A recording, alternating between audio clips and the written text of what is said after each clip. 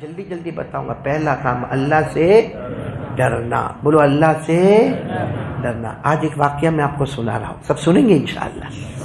بہت پیارے صحابی کا واقعہ, ان کا نام ہے عمیر. نام بولو ساتھ میں. پورا نام ہے حضرت عمیر بن حبیب رضی اللہ تعالی عنہ. آپ صرف اتنا نام یاد رکھیں, حضرت عمیر. یہ جوان ہے, بالکل جوان, ہٹے کٹے, بہت خوبصورت اور ایک شان شوکت, اللہ نے مال دولت سے نوازا. یہ اپنے 2 دوستوں کو لے کے پکنک پہ جا رہے ہیں. دعوت تبلیغ میں نہیں جا رہے. کہاں جا رہے ہیں؟ پکنک پہ, پرواس, گھومنے کے لیے. بھائی جیسا ابھی ویکیشن آیا, اللہ حفاظت فرمائے. نکلو گے نا, اللہ کے راستے میں نکلنا ہے. بولو نکلیں گے انشاءاللہ. جتنے ہمارے بچوں کے ویکیشن ہے نا, کچھ نہیں تو کم سے کم ہمارا گھر کا بڑا بھی تھوڑی ہمت کرے, 3 دن اللہ کے راستے میں چلے جائے, اور یہ نیت سے جائے مجھے بھی سدھرنا ہے, میرے بچوں کو بھی سدھارنا ہے. کیونکہ آج میرے پیاروں سچ بتاتا ہوں, ہم اللہ کے گھر میں بیٹھے ہیں, ہماری سورہ فاتحہ بھی صحیح نہیں ہے. یہ بچے نے جب والضحی پڑھا نا, میرا دل اتنا خوش ہوا. ایک چھوٹی سی بستی میں, ہلدرو جیسے گاؤں میں, قرات صبا میں پڑھنے والا ایک بچہ ہمیں مل گیا. یہ اللہ کا کرم نہیں اور اللہ کی مہربانی نہیں تو کیا ہے, ورنہ بڑوں کی سورہ فاتحہ بھی صحیح نہیں ہے میرے پیاروں. تو خیر میں آپ کو بات بتا رہا ہوں. کون؟ حضرت عمیر. جوان ہے ماشاءاللہ, ہٹے کٹے, ایمان مضبوط ہے. لیکن ایسے ہی مطلب ایک بزنس کا ٹور کا ہو, پرواس کا ہو, پکنک کا ہو, اپنے 3 ساتھیوں کو لے کے جا رہے. اللہ نے مال دولت دیا ہے, جا رہے. اب وہ کیا ہوا, ہوتا ہے نا کہ اور آگے جائیں گے کرتے کراتے کوئی عیسائی ملک تھا. عیسائی ملک یعنی کرسچن لوگوں کا ملک تھا. وہاں کی باؤنڈری کے اندر انٹر ہو گئے. وہاں کی پولیس نے پکڑ لیا. کون ہو, کہاں سے آئے ہو؟ تو کہا کہ ایسا ہم گھومنے آئے. تو کہا ہمارے ملک میں کیوں آئے, ہمارے ملک میں کیوں؟ آپ جا نہیں سکتے. بادشاہ کے پاس لے گئے. اب حضرت عمیر اور ان کے ساتھ 2 ساتھی, کل کتنے ہو گئے؟ 3. بادشاہ کے پاس گئے. بادشاہ نے کہا کیا معاملہ, کیوں آئے ہمارے ملک میں؟ کہاں تمہارا ملک مکہ ہوگا یا مدینہ ہوگا, اور کہاں یہ ملک میں تم آئے ہو؟ یہاں مطلب ہے کہ آنے کا کوئی مطلب جاسوس ہو, خبری ہو, کیا ہو؟ آخر میں بادشاہ نے یہ کہا کہ ایک کام کرو, رہو ہمارے ملک میں رہو, کھاؤ پیو, چین سے رہو, بزنس کرو, کاروبار کرو, اگرچہ بغیر پرمیشن کے آئے ہو, لیکن اسلام چھوڑنا پڑے گا. یہاں رہنا ہے تو عیسائی بننا پڑے گا.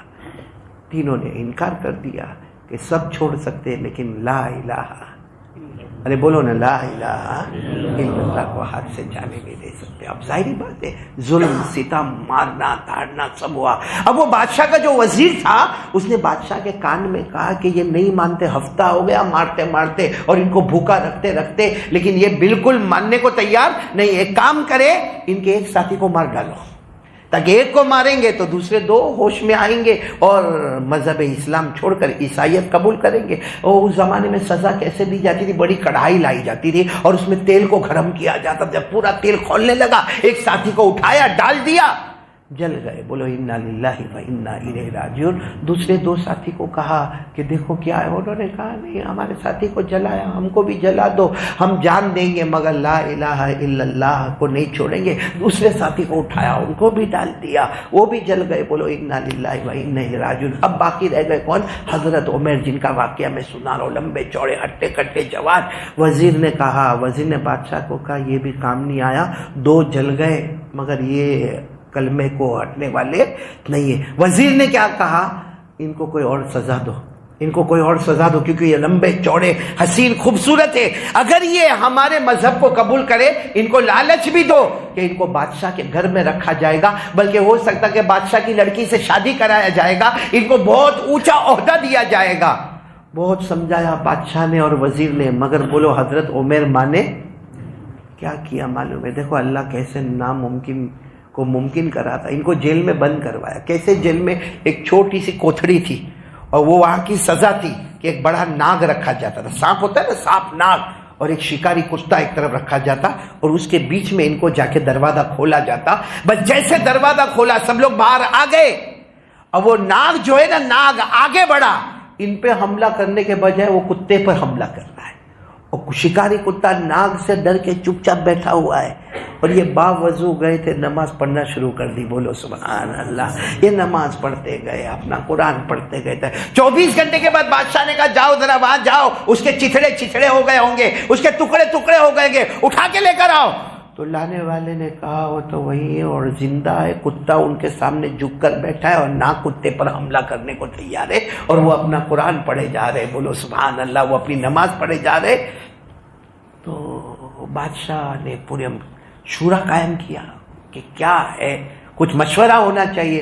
آخر میں کسی بوڑھے نے کہا بادشاہ ایک کام کرو، ان کو بلا لو، ان کو بلا کر ہمارے یہاں علاقے کی جو سب سے خوبصورت لڑکی ہو اس کو اس کے حوالے کر دو، کیونکہ جوان ہے، خوبصورت ہے، لمبا چوڑا ہے، ہٹا کٹا ہے. لڑکی کو دیکھے گا اور لڑکی کو کہو کہ اس کو ورگلاتے رہے یہاں تک کہ آخر میں وہ اسلام کو چھوڑے اور مذہب عیسائیت کو قبول کر لے. اب شاندار کمرہ تیار کیا گیا اور اس میں باقاعدہ کھانے کے لیے جیسے ٹیبل لگتا ہے نا، اونچا بڑا تختہ لگایا گیا، وہاں سور کا گوشت رکھا گیا، شراب کی بوتلیں رکھی گئی، اور اس کے بعد وہاں کی سب سے خوبصورت عورت کو لایا گیا. پھر حضرت عمیر کو، نام کیا ہے؟ عمیر لایا گیا. یہ وضو کر کے وہاں پر پہنچ گئے اور لڑکی کہتی ہے میں کھاتی بھی تھی، پیتی بھی تھی، ان کو بہلانے کی کوشش بھی کرتی تھی، ان کو بہکانے کی بھی کوشش کرتی تھی. لیکن وہ لڑکی کہتی ہے اٹھتے تھے، کچھ پڑھتے تھے، جھکتے تھے، یعنی نماز پڑھتے تھے، لیکن کہتی ہے پیدا کرنے والے کی قسم انہوں نے آنکھ اٹھا کر میری طرف دیکھا بھی نہیں. بولو سبحان اللہ. اور لڑکی کہتی ہے کچھ تھوڑی دیر کی بات تھوڑی تھی، 24 گھنٹے 48 گھنٹے 72 گھنٹے. آخر میں وہ لڑکی خود کمرہ چھوڑ کر گئی. بادشاہ کو جا کر کہتی ہے کس کو بھیجا میرے پاس؟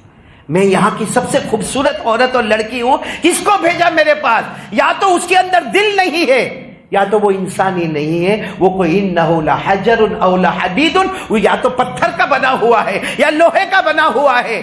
کیونکہ وہ بالکل نہ کھانے کو تیار ہے سور کا گوشت، نہ شراب پینے کو تیار ہے، نہ میری طرف دیکھنے کو تیار ہے. اس کے اندر دل ہی نہیں ہے، وہ انسان نہیں ہے، وہ پتھر کا بنا یا لوہے کا بنا ہے. تو بادشاہ نے کہا اب تو ایک ہی راستہ ہے، قتل کر دو اس کو، اور کیا کریں گے؟ تو لڑکی کہتی ہے مجھے ایک دن کا اور موقع دے دو. آپ نے 3 دن کا موقع دیا، مجھے 1 دن کا موقع دو. لڑکی اپنے گھر گئی اور جا کے خود کھانا پکایا اور خود پانی لیا. اس کے پاس